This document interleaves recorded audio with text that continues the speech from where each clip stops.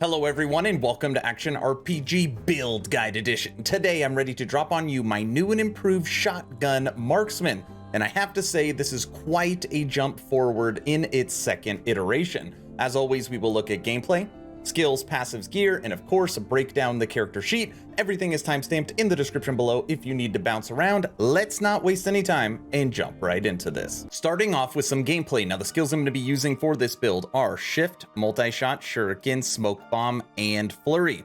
Now Shurikens are going to be used auto-cast by Shift, and Multishot is going to be used with Flurry during its channeling ability, and look how fast we could shoot it. Really fast. Now the reason why this build is called a shotgun marksman, make sure no enemies are going to kill us, is because of this node right here, Giant Slayer. Projectiles can hit the same target. Now a lot of people don't know this, that even if you shoot 40 arrows, only one arrow actually does damage. Now with this node, Giant Slayer, it means the closer you are, the more arrows come out, hit that hitbox, and all the damage is taken by that enemy, which means the closer you are, the better. And sometimes you'll fight an enemy that has a huge hitbox, like the Emperor of Corpses, and they just melt, because again, every single arrow is doing damage.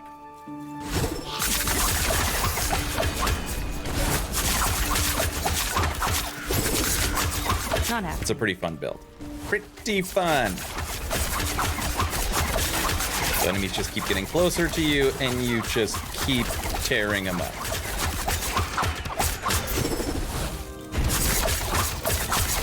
Obviously, this isn't powered content. You can see the modifiers on the right-hand side. Now, look, we're gonna get really close to this spire, okay? And watch it die. Gone. Gone. Not happening. Now this build over the previous iteration, we found that we were able to squeeze a lot more damage out of it and focus more on armor shred. So on top of that, you are just shredding armor like crazy, which then in turn obviously allows you to do more damage. Not happening.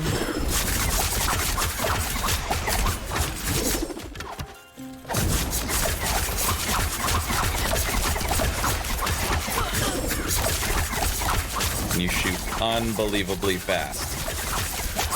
You can even see what's going on.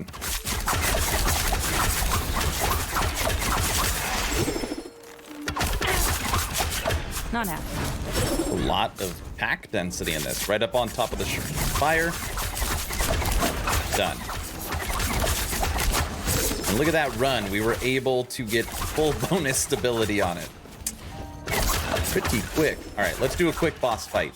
All right, so let's fight the Shade of Orbis, obviously empowered. I think Corruption 150, and then right over here you'll see some pretty serious modifiers. You want to stay close, not too close.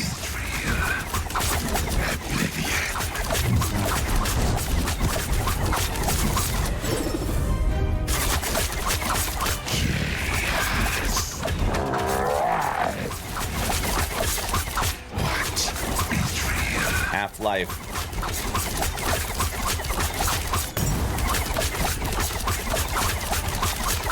All those arrows. Look at the damage.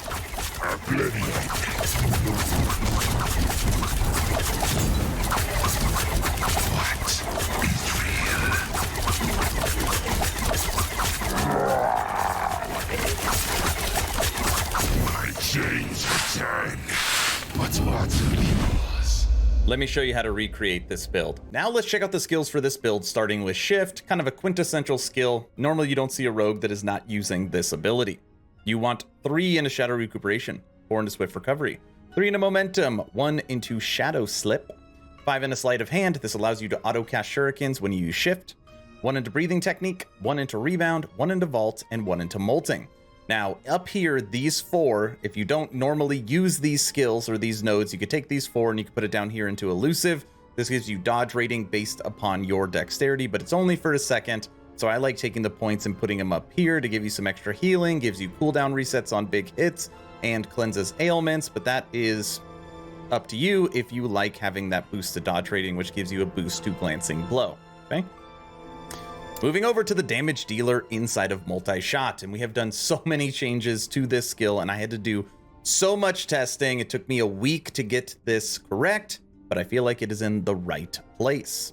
You want 1 into efficient draw, 1 into strong pull, 2 into quick draw, 3 into piercing shots, 1 into back-to-back, 2 into repeater bow, 3 into true strikes, 3 into critical arrows, 2 into large quiver, 1 into giant slayer, and 3 into pinning shots.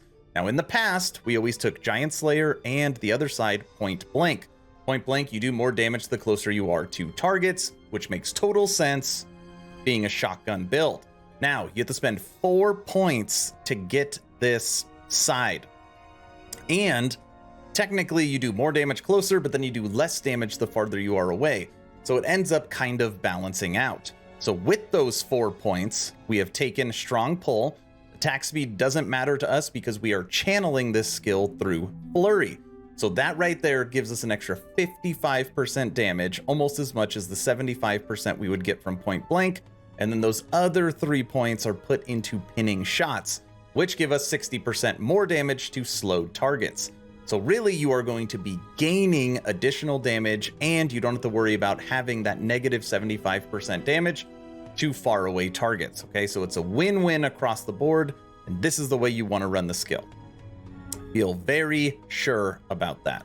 Moving over to Flurry, the main skill we're going to be using the entire time. You want 3 into Alcrity, 1 into Boundless Blows, 2 into Passive, 1 into Fusillade, 1 into Arrow Storm, 2 into Blood Revelry, 3 into Second Wind, 2 into Sap Willpower. You have to have 2 into Sap Willpower. This is how you maintain your mana.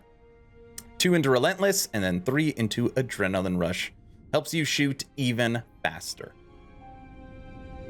Shurikens gives you some shred and gives you some survivability.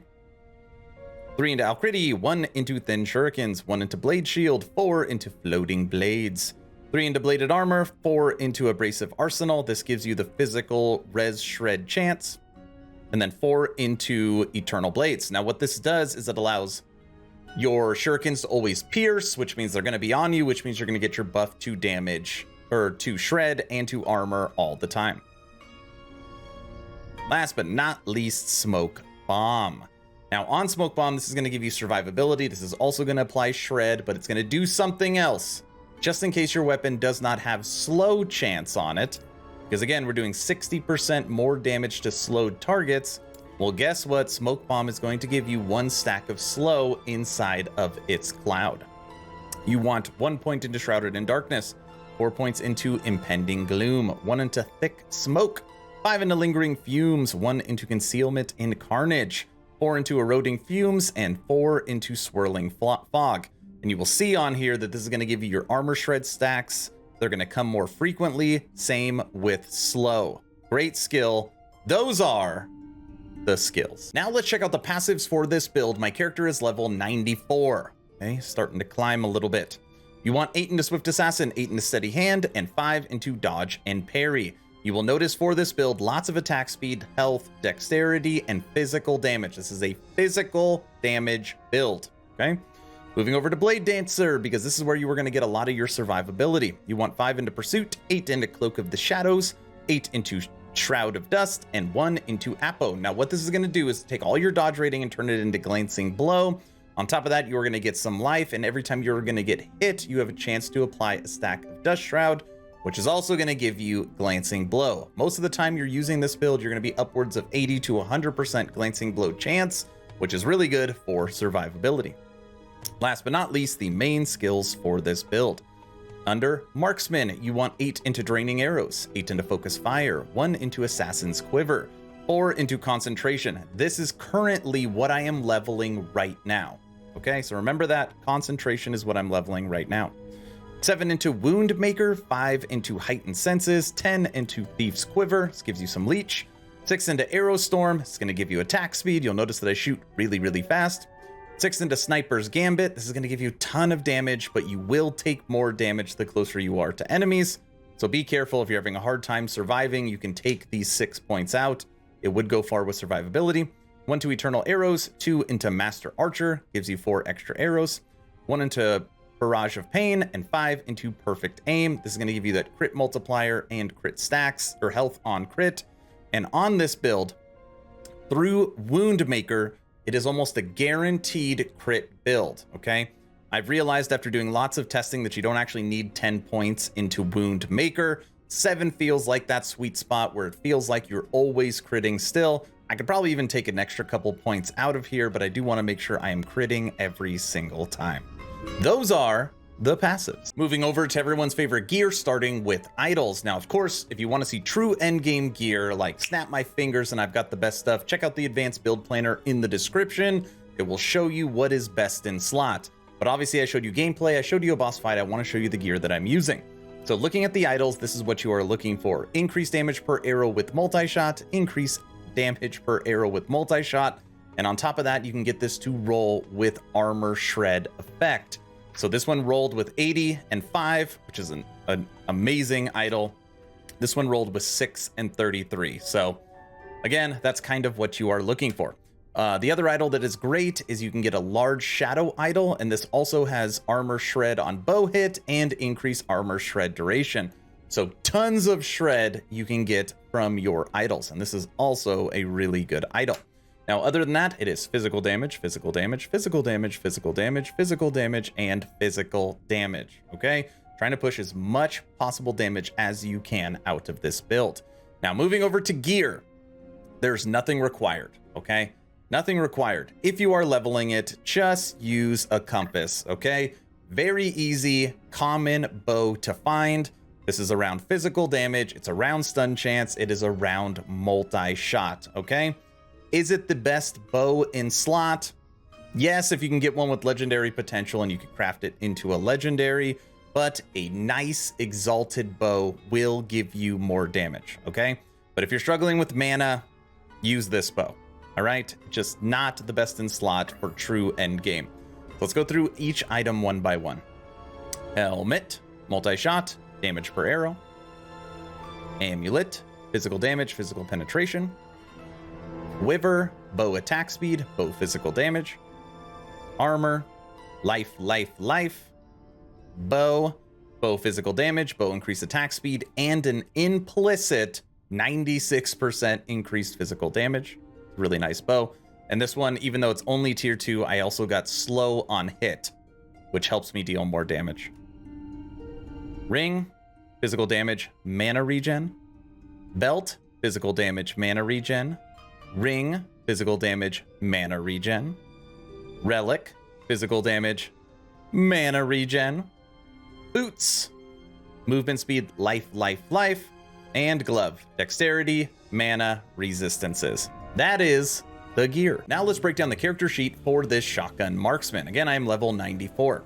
I have 39 points into dexterity, 21 points into vitality. Movement speed is 37%, and after you use shift, it jumps up to 87%. Resistances are solid. Fire, lightning, cold, poison, and necrotic are maxed. When you are firing, physical is almost there at 74%. Now I've been messing around changing some gear, so unfortunately we lost all of our void resistance, so I just need to shift around a few of these to get void knocked out. Additional defenses, there's nothing in here good. Actually, most of them are 0. That being said, Shurikens is going to give you a boost to your armor, and that is going to be auto cast every single time you are using shift. So when you use shift, you get a boost to your movement speed and you get a boost to your armor, which is going to help you with your survivability. Looking at damage, there's only 2 numbers you care about. You care about critical strike multiplier, not chance, and physical damage. So for this build, critical strike multiplier is almost at 250%, and increased physical damage is at 540%. Looking at defenses, endurance is almost maxed at 57, endurance threshold 531, critical strike avoidance 95, almost at that 100 mark, and then chance to receive a glancing blow 48%. Now when you're inside of your smoke bomb, your glancing blow will slowly go up. I think it hits 83. Okay, 83%. And then remember, every single time you are hit, you have a 1 in 3 chance of also boosting up your glancing blow. Okay, so again, you have a native 48%, and then every time you are in combat, that number is going to be bouncing up and down. Most of the time, you are actually close to 100%. Okay, that is the character sheet. Now, quickly, we will go over to the training dummy. There's something that I wanted to show you because it actually is important for this build. It is very mana intensive, okay? Especially when you take it this way where I shoot so fast. Okay, when you are hitting nothing, look how fast my mana goes down. Pretty quick. All right, already halfway down. Now, obviously, it does pop back up quick, and that's because of the gear that I'm currently holding. Now, check out my mana when I'm in front of the training dummy, okay? Well, let me get in the spot where I'm hitting it. Now, look at my mana. By the way, even though those numbers are not huge, that damage is absolutely insane. I can't even show you how many there is. When you are actually hitting an enemy, your mana will maintain. Okay, when you're not hitting them, it'll fly down. So if you notice that, it's because you're not hitting any targets.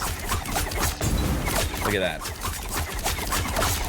That is the training dummy. Last but not least, let's talk about leveling up this shotgun marksman. Now, a lot of people have different philosophies when it comes to leveling up. For me, it doesn't matter if it's a blade dancer. It does not matter if it's a marksman. It doesn't matter if it's a puncture build or a shadow build. I level my rogues all the exact same way, and that is using 3 different skills. I use Shift, Cinder Strike, and Smoke Bomb. Shift gives you movement speed so you can move fast, Smoke Bomb gives you survivability, and Cinder Strike gives you your damage. The perfect 3 skills. Some people agree with this, some people don't. That is up to you, for you to decide. For Shift, you want to take Shadow Recuperation, Shift Recovery, and Momentum. Momentum's the big one because really you are using this just to get out of the way and have that added movement speed. As far as Smoke Bomb, you want to take Shrouded in Darkness and Rapid Concealment. This is going to give you your Glancing Blow, which is going to give you your dodge rating and a lot of survivability. Okay. Last but not least, Cinder Strike, because you're going to be level as a Fire Master. You want 5 points into Inferno, 5 into Kindling, and 5 into Blast Wave. Those 3 skills with those nodes will get you all the way through the campaign and into end game. The rest is up to you on what other skills you want to take.